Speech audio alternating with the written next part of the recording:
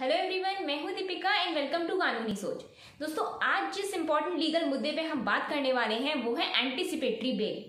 आज हम इस वीडियो में जानेंगे एंटीसिपेटरी बेल का पूरा procedure, anticipatory bail regular bail normal bail से कैसे डिफरेंट होती है, कैसे अलग होती है, कोर्ट क्या क्या फैक्टर्स को एनालाइज करती है एंटीसिपेटरी बेल देने से पहले, कब किन केसेस में कोर्ट एंटीसिपेटरी बेल दे देती है आसानी से और किन केसेस में नहीं देती है या फिर मुश्किल होती है। तो आज इस वीडियो में हम ये सारे पॉइंट्स कवर करेंगे, तो बने रहिएगा इस वीडियो में स्टार्टिंग से एंड तक ताकि आपका कोई भी पॉइंट मिस ना हो, क्योंकि अगर हम एंटीसिपेटरी बेल के लिए जाते हैं तो उसकी पूरी जानकारी होना हमारे लिए बहुत जरूरी होता है।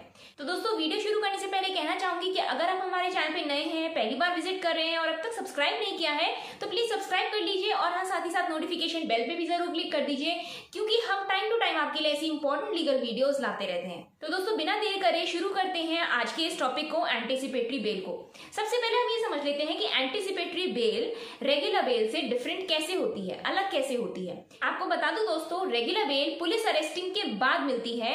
ये 437 सीआरपीसी के सेक्शन के अंडर दी गई है और इस पे मैंने एक डिटेल वीडियो भी बनाई है कुछ दिन पहले। आप अगर रेगुलर बेल के बारे में जानना चाहते हैं तो मैं डिस्क्रिप्शन में उस वीडियो का लिंक दे दूंगी, आप चाहें तो वो वीडियो देखकर पूरी जानकारी रेगुलर बेल के बारे में ले सकते हैं। और दोस्तों, जो एंटीसिपेटरी बेल होती है ये 438 सीआरपीसी के सेक्शन के अंडर वर्णित है। इसमें पुलिस अरेस्टिंग के पहले हम एंटीसिपेटरी बेल के लिए अप्लाई करते हैं, मतलब एफआईआर दर्ज हुई हमारे खिलाफ और हमने पुलिस अरेस्टिंग से पहले ही बेल ले ली ताकि इन फ्यूचर हमें जेल ना जाना पड़े। दोस्तों, एंटीसिपेटरी बेल का प्रावधान क्यों लाया गया पहले ये समझ लेते हैं। क्या होता है कि कई बार जो लोग होते हैं वो रिवेंज लेने के लिए दूसरे बंदे के खिलाफ एफआईआर दर्ज करा देते हैं, हालांकि उसने वो जुर्म नहीं किया होता लेकिन तब भी उससे बदला लेने के लिए एफआईआर दर्ज करा देते हैं। उसमें क्या होता है, फिर पुलिस अरेस्ट करती है उस बंदे को और फिर वो अपनी रेगुलर बेल के लिए अप्लाई करता है, लेकिन यहाँ पे उसने कुछ जुर्म नहीं किया, कोई अपराध नहीं किया, तब भी उसे जेल जाना पड़ता है, उसका मीडिया में नाम आ जाता है और जगह जगह बदनामी होती है। तो इस चीज से बचने के लिए एंटीसिपेटरी बेल का प्रावधान लाया गया, ताकि अगर आपने जुर्म नहीं किया है, आप एंटीसिपेटरी एफआईआर दर्ज कराने के बाद आप एंटीसिपेटरी बेल के लिए एप्लीकेशन डाल सकते हैं। उसमें पुलिस आपको अरेस्ट नहीं करेगी, तुरंत के तुरंत तभी आपकी बेल हो जाएगी जब पुलिस आपको अरेस्ट करने के लिए आएगी। एंटीसिपेटरी बेल के लिए दोस्तों कोई भी बंदा तब जाता है जब उस पर कोई भी नॉन बेलेबल ऑफेंस का आरोप लगाया जाता है, जैसे 498A हो गया, 376 हो गया। इन केसेस में एंटीसिपेटरी बेल लेने की जरूरत पड़ती है। अब एंटीसिपेटरी बेल के लिए एप्लीकेशन आपको सेशन कोर्ट में डालनी है या फिर हाई कोर्ट में डालनी है। अब हम यह समझ लेते हैं कि कोर्ट किन किन चीजों को, किन किन फैक्टर्स को एनालाइज करती है एंटीसिपेटरी बेल देने से पहले। सबसे पहले कोर्ट ये देखेगी कि उस बंदे की क्रिमिनल हिस्ट्री क्या है, जो एंटीसिपेटरी बेल के लिए अप्लाई कर रहा है बंदा, उसकी क्रिमिनल हिस्ट्री कैसे है, क्या उसने इससे पहले कोई जुर्म किया है, कोई किसी केस में वो दोषित साबित हुआ है या नहीं। तो ये सब देखते हुए, आपका क्रिमिनल बैकग्राउंड देखते हुए ही कोर्ट आगे डिसीजन लेगी कि आपको एंटीसिपेटरी बेल मिलनी चाहिए या नहीं मिलनी चाहिए। दूसरी चीज कोर्ट ये देखेगी कि जेल से निकलने के बाद आपके खिलाफ जिस बंदे ने एफआईआर दर्ज कराई है उसको आपसे कोई खतरा तो नहीं है, आप उसे धमकी, मारपीट या उसके साथ ऐसी कोई घटना तो नहीं कारित करेंगे, या फिर आप देश छोड़ के तो नहीं चले जाएंगे, या फिर आप कोई अपने खिलाफ जो आपके एविडेंसेस हैं उनके साथ छेड़खानी तो नहीं करेंगे।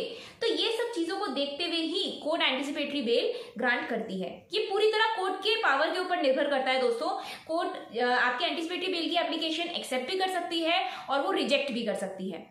यहाँ पर आपके एडवोकेट का भी बहुत इंपॉर्टेंट रोल है कि वो किस तरह से फैक्ट्स को कोर्ट के सामने पेश करते हैं, किस तरह से आपके फेवर में आर्ग्यूमेंट करते हैं कि क्यों आपको एंटीसिपेटरी बेल मिलनी ही चाहिए। जब आप एंटीसिपेटरी बेल के लिए एप्लीकेशन डालेंगे तो कोर्ट 438 सीआरपीसी के सेक्शन के सब सेक्शन 1A के अंडर एक नोटिस भेजती है पब्लिक प्रोसिक्यूटर को, यानी कि सरकारी वकील को और एसपी को। ये नोटिस 7 दिन का होता है कि वो अपनी साइड की आर्ग्यूमेंट पेश करें कोर्ट में कि क्यों आपको एंटीसिपेटरी बेल नहीं मिलनी चाहिए।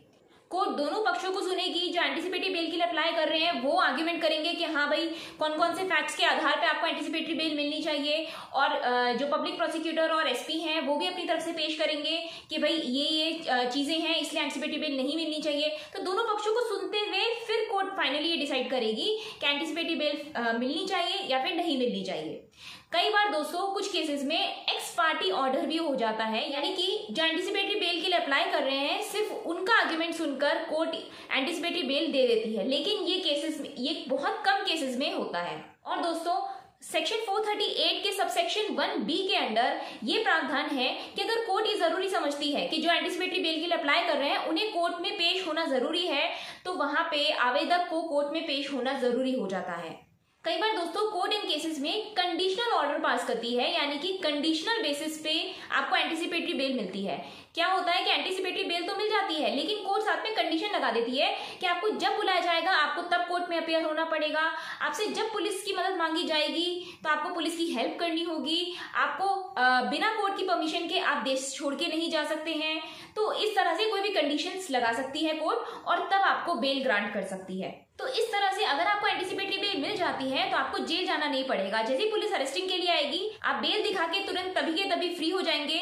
यहाँ तक कि अगर मजिस्ट्रेट को उस दौरान आपके खिलाफ कोई वारंट इशू करने पड़े तो वो वही वारंट इशू कर सकते हैं जो कि बेलेबल हो। दोस्तों यहाँ पे एक चीज और इम्पोर्टेंट है जो ध्यान देने की है। अगर आपकी बेल एप्लीकेशन में ये लिखा हुआ है कि आपको किसी भी ऑफेंस के लिए, फ्यूचर में किसी भी ऑफेंस के लिए आपकी अरेस्टिंग ना हो, तो इस तरह की एप्लीकेशन कोर्ट रिजेक्ट कर देती है, खारिज कर देती है, वो एक्सेप्ट नहीं की जाएगी।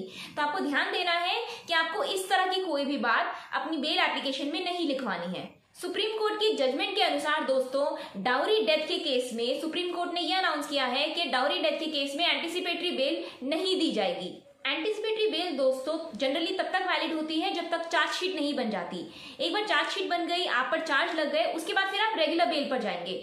एक बार आपको एंटीसिपेटरी बेल मिल गई उसके बाद रेगुलर बेल मिलनी भी बहुत इजी हो जाती है एंटीसिपेटरी बेल के आधार पर। यहाँ पर आपके एडवोकेट की प्रेजेंटेशन बहुत मायने रखती है कि वो किस तरह से प्रेजेंट कर रहे हैं कोर्ट के सामने, किस तरह से वो बेल के लिए अप्लाई कर रहे हैं। तो ये थी दोस्तों एंटीसिपेटरी बेल के बारे में पूरी डिटेल्ड इन्फॉर्मेशन कि कोर्ट किन केसेस में एंटीसिपेटरी बेल दे देती है और किन केसेस में नहीं देती है। तो अगर आप एंटीसिपेटरी बेल के लिए जा रहे हैं तो आपके लिए वीडियो बहुत हेल्पफुल होगी। अगर आपको वीडियो अच्छा लगा हो तो इसे लाइक और शेयर कर दीजिए अपने फ्रेंड्स रिलेटिव्स में। क्या पता कोई और एंटीसिपेटरी बेल के बारे में जानना चाहता हो, किसी और को इस इन्फॉर्मेशन की जरूरत हो। मिलेंगे नेक्स्ट वीडियो में किसी और लीगल टॉपिक के साथ। तब तक के लिए bye bye, take care and thank you for watching.